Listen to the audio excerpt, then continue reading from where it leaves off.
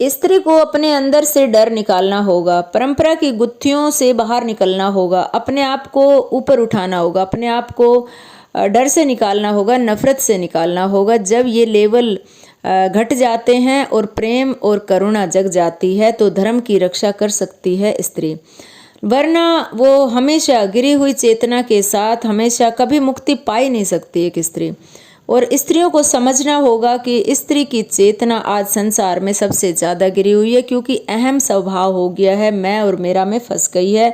हमेशा स्त्री अपने स्वार्थ के बारे में सोचती रहती, कभी धर्म के बारे में नहीं सोचती, और हमेशा अपने जलन भावना उनको हमेशा घेरे रहती है, इसलिए कभी भी उस जलन की भावना से निकल ही नहीं पाती। बहुत दुर्लभ स्त्रियां होती है जो दैविक शक्तियों से भरी हुई होती है, जो जिनको जलन की भावना छू तक नहीं सकती, वो धर्म की रक्षा करती है।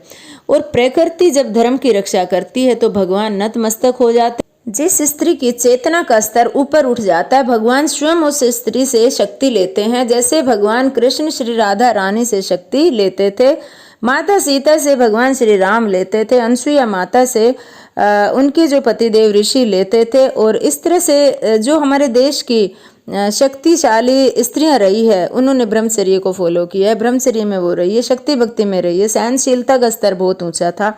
उनकी सहन शक्ति के आगे बड़े बड़े ऋषि मुनि हार जाते थे। तो स्त्रियों को अपना लेवल उठाने के लिए अपने आप को उस डर से निकालना होगा, अपने अबलापन से निकलना होगा। जो ऑब्जेक्ट समझ के बॉलीवुड ने तो स्त्री का जो दुर्गति की तरफ लेके गए हैं, वो मतलब कहने लायक ही नहीं है। स्त्री को एक भोग की दृष्टि से जो पेश किया है कि उसको कटवा छिलवा के चमका के सामने खड़ी कर देते, बेचारियों की दयनीय स्थिति है। मतलब कैसे अपने शरीर को खरीद फरोख्त का काम सरेआम चल रहा है, खरीदने वालों को पता है और बेचने वाली को भी पता है। तो स्त्री की जो खरीद फरोख्त की जो हालत की है, उनको ऐसे पेश किया जाता है जैसे कोई बेचने की वस्तु है। उनके शरीरों को इस तरह से मतलब एक भोग की वस्तु समझा गया है। तो और स्त्रियां भी होड़ा होड़ी अपने तन को, बदन को एक भोग की वस्तु समझ लेंगी, अपने आप को एक ऑब्जेक्ट की तरह पेश करती हैं। तो बड़ी दया आती है कि क्या स्त्रियां हैं ये, अरे ऐसी ऐसी वीरांगनाएं हुई है, रानी लक्ष्मीबाई जैसी, और जाने कितनी सारी हमारी दैविक शक्तियों से भरी हुई हमारी स्त्रियां थी।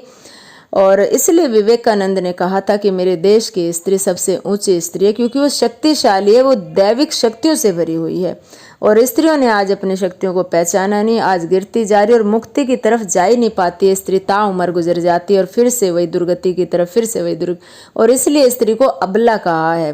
वो सबला बन सकती है, वो आदि शक्ति होते हुए भी शक्तिहीन हो गई है।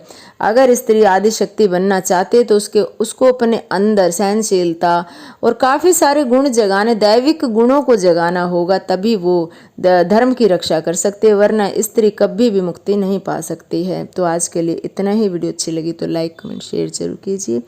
हरे कृष्ण, जय श्री राधे।